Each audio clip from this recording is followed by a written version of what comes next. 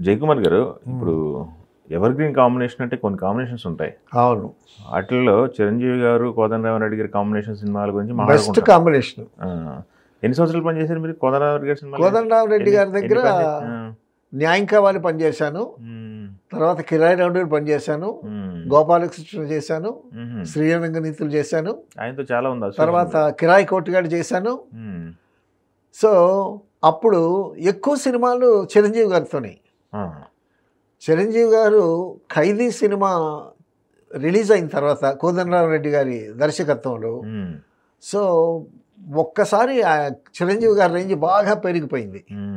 So ఆ తర్వాత challenge కానీ చాలా సినిమాల్లో హిట్స్ అయినవి. న్యాయం కావాలి అసలు పెద్ద హిట్, కిరాయి రౌడీలు 100 days. సో ఈ విధంగా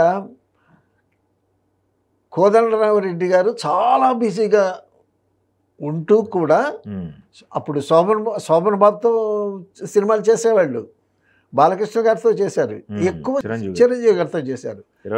దగ్గర 23 సినిమాలు చేశారు. 23 సినిమాల్లో 1-2 తప్పిస్తే మిగతావన్నీ హిట్సే, మిగతావన్నీ 100 days. సో ఇంత హిట్స్ ఇచ్చాను నేను. నా సినిమాల ద్వారా చిరంజీవికి మంచి కెరీర్ స్టార్ట్ అయింది. అది దాన్ని ఈయన చాలా సంతోషిస్తున్నాడు. వాళ్ళిద్దరు బాండింగ్ కూడా చాలా బాగుండేది. ఏదో హిట్ కావాలని దండం పెట్టుకున్నాడు, నిజమేనది, ఫ్లాప్ కావాలని. ఆయన బిజీగా ఉండేటప్పుడు కోదండరామిరెడ్డి గారు ఏంటి 1 డజన్ కార్లు వచ్చేవి ఇంటికి షూటింగ్కి వెళ్ళటానికి.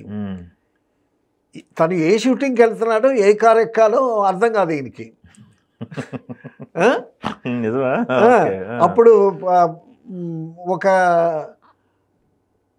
ఒక కో డైరెక్టర్ ఉండేవాడు, ఈయన దగ్గర పనిచేసిన అతను. ఎక్కడ ఊర్లో ఉంటే ఆ కో డైరెక్టర్ని పిలిపించుకున్నాడు.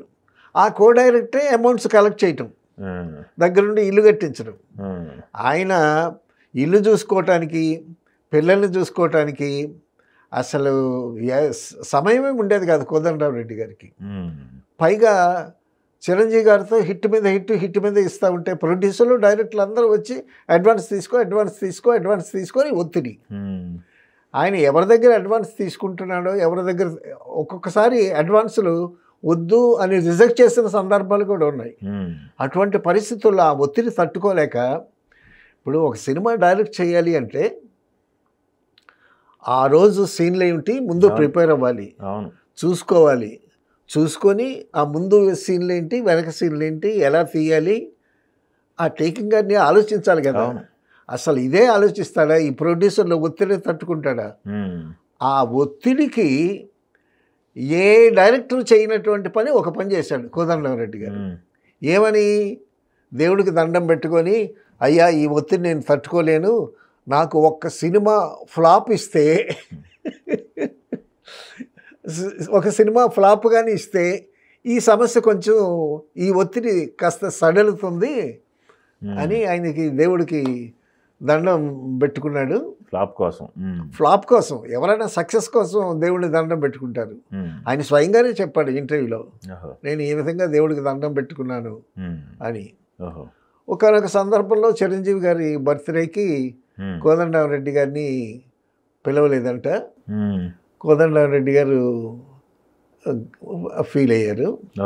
ఆయన ఒక ఇంటర్వ్యూలో కూడా చెప్పాడు, ఎవరేమనుకున్నా పర్వాలేదు, నన్ను సరిగ్గా చిరంజీవి గారు నా గురించి పెద్దగా స్పందించలేదు, అది ఇదని చెప్పుకున్నారు. ఈ విధంగా కొన్ని సంఘటనలు ఇండస్ట్రీలో జరుగుతూ ఉంటాయి. ఒక్కొక్కసారి మర్చిపోవటం జరుగుతుంది, ఒక్కోసారి కావాలని చేస్తారేమో తెలీదు. So things happen like this at times.